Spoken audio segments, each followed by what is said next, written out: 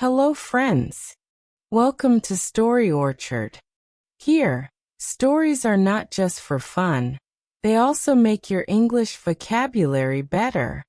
Before we start, make sure to hit subscribe for new tales and tell me in the comments, which words did you learn, and where in the world are you listening from? I love reading your comments. My name is Maria. I'm 19 years old. I live in a small town with my husband Daniel and our two children, Lily who is 8 and Max who is 5. From the outside our family looks perfect. People often say, Maria, you are so lucky. You have a hard-working husband, 2 beautiful kids, and a nice home. But no one sees what happens inside the walls of my house. No one sees the weight I carry every single day. My mornings start before the sun rises. I wake up at 5:30 a.m. while everyone else sleeps peacefully. I tiptoe into the kitchen, start boiling water for tea, cut vegetables, and cook breakfast. The sink is usually full of dirty plates from last night, and I wash them quickly before the kids wake up. I pack Daniel's lunchbox, make sure Lily's school uniform is ironed, and prepare Max's bag for kindergarten. My hands never stop moving. My legs ache from standing too long, and my mind feels clouded with endless lists of tasks. When Lily and Max finally wake up, the house becomes a battlefield. They fight over toys, argue about who sits near the window, and cry about small things. I try to calm them down, but sometimes my voice rises, and I feel guilty afterward. I don't want to be the angry mother, but the exhaustion inside me makes my patience short. Daniel wakes up last, already rushing for work. He barely glances at me, asks where his socks are, complains about his shirt not being ironed, and leaves after drinking his tea silently. He doesn't notice that I didn't sit to eat. He doesn't notice that my eyes are swollen from lack of sleep. He doesn't notice that my body is weak and my spirit is tired. To him, I am simply the wife who makes sure everything is ready. Once the kids leave for school and Daniel for work, people think my day becomes easy. But that is when the real battle starts. The house is in chaos. Beds undone, dishes piled again, laundry baskets overflowing, toys scattered everywhere. I sweep the floor, wash clothes, hang them to dry, clean the bathroom, and prepare for lunch.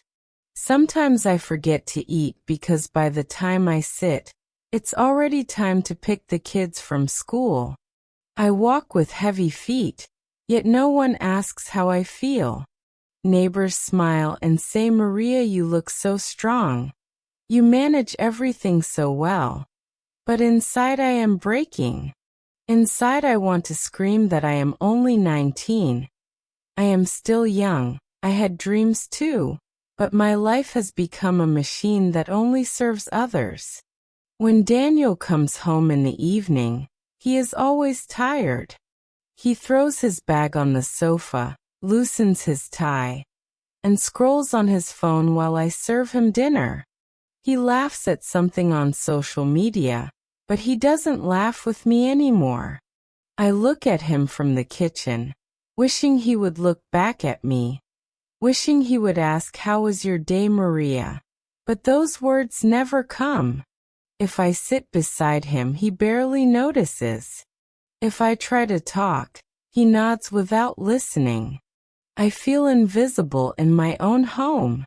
One evening while I was washing dishes, Daniel called out, Maria, the laundry isn't done? I need my white shirt for tomorrow. I froze. My heart tightened. My hands trembled in the soapy water. I turned slowly and said, Daniel, I am tired. He looked confused. He frowned and said, tired? You're home all day, what makes you tired? In that moment my heart broke into 1,000 pieces. The man I loved, the man I sacrificed everything for, couldn't see me, couldn't feel me, couldn't understand that my work was endless and my soul was exhausted. Weeks passed and nothing changed. I continued to do my duties silently. But inside I was changing. I stopped dressing nicely. I stopped laughing at my children's jokes.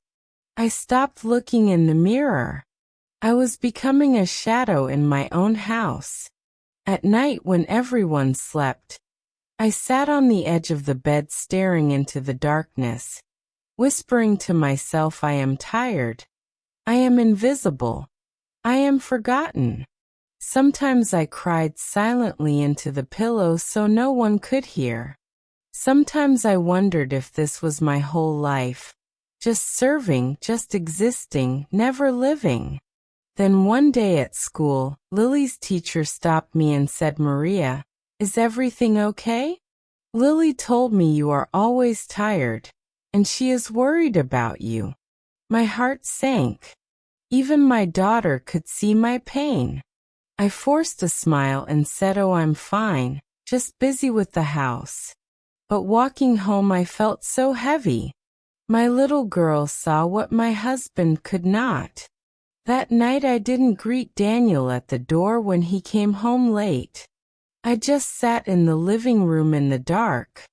When he turned on the lights, he looked surprised and asked Maria, why are you sitting like this?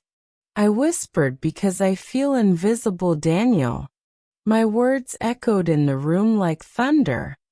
He stared at me silently, but I could see in his eyes that for the first time, he noticed the sadness carved into my face. For the first time, he saw the dark circles under my eyes, the way my shoulders slumped, the way my spirit was tired. That night something shifted in the air, but I didn't know yet if it would change anything. That night after I told Daniel that I felt invisible, I went to bed without saying another word. My heart was heavy but also strangely light, because for the first time I had spoken my truth. I thought maybe he would ignore it like always, but the next morning something unexpected happened. I woke up and smelled something burning in the kitchen. I rushed out of bed and found Daniel standing there, trying to fry eggs, with smoke rising from the pan. He looked up at me and smiled awkwardly and said, I wanted to let you rest. I thought I should try making breakfast. The toast was black, the eggs had too much salt, and the tea was cold, but my lips trembled into a small smile. It was the first time in months that I felt seen, even in his clumsy way. For a moment I thought maybe there was still hope. Over the next days Daniel began to change, not perfectly but slowly. He tried to help with the laundry, folding clothes even though he didn't do it neatly. He came home earlier instead of staying late at work. He asked about the children's homework and sat with them while they read their books. And most importantly, he started asking me questions like, Maria, how are you feeling today? Did you rest? Do you want to go outside for a walk? Small questions, but they felt like a river of love washing away the dust that had settled on my heart. One evening when the children were asleep, Daniel sat beside me and held my hand.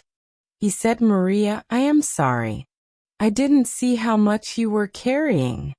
I thought providing money was enough.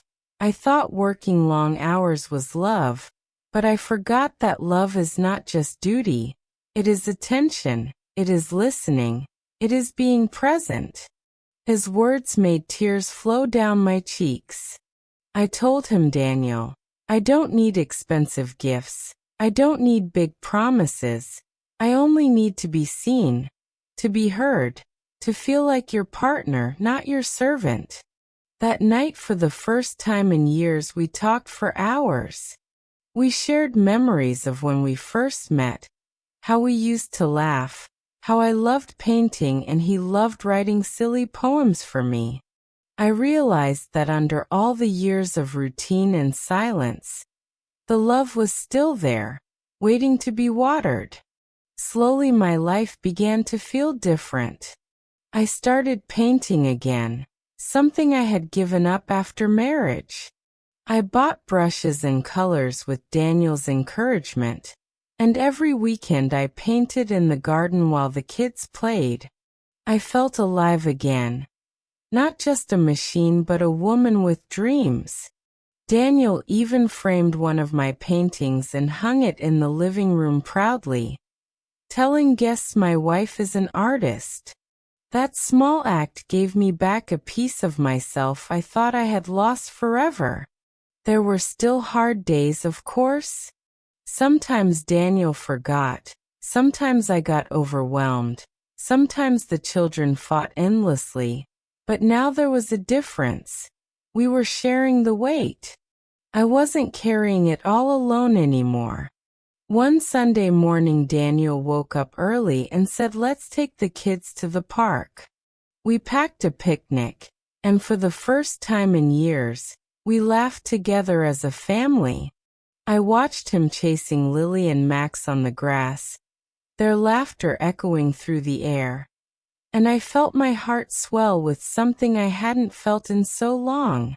Peace. Sitting under the tree with my canvas, I painted them, my little family, but this time the colors were bright, full of life, not the dull shades of exhaustion I once felt.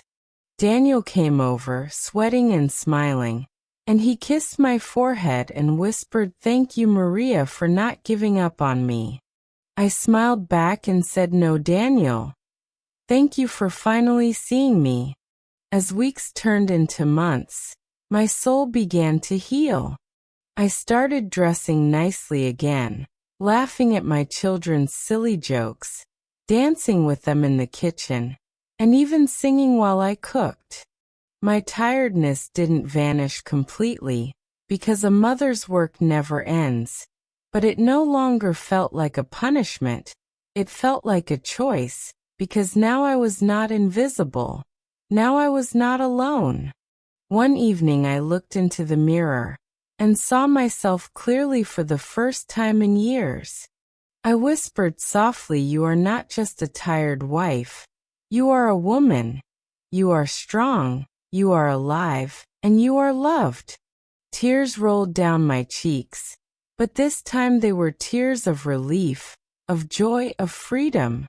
And so my story is not about giving up. It is about speaking up. It is about reminding every wife, every mother, every young girl that love is not about sacrifice without recognition. Love is about being seen, being valued, and being respected. Behind every tired wife there is a silent story, a hidden pain. And sometimes all it takes is courage to say the words, "I am tired. I feel invisible." Those words can change everything. Today when people see me at the market or at school, they still say, "Maria, you are so lucky. Your family is so beautiful." But now I smile with truth in my heart. Because yes, I am lucky, not because life is easy, but because I finally found my voice and my husband finally opened his eyes. I am still 19, still young, still learning. But I know now that I deserve to be seen, to be loved, to be more than just the tired wife.